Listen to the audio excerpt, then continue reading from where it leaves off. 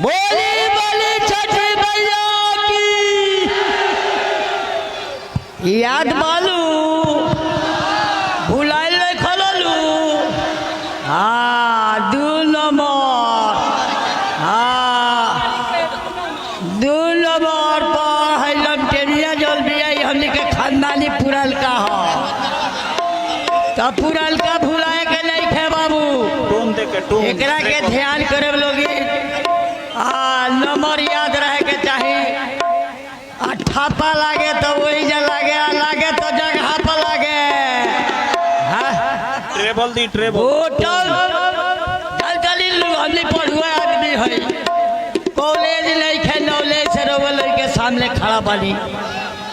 Bottom जोन बालू तो 2 number के धक्का कच दे दबा देवे के बाद। हाँ अरे जहिया खेसारी के ए बाबू बना दे बोलो विधायक, वो जिले से अपन क्षेत्र बन जाए लायक।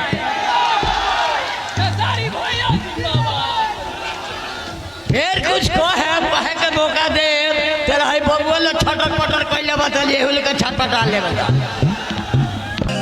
कि अब छपा के जनता बतावता हमारी खेसारी भया बाया बता। तू सब चाचा कुछ बोले हाँ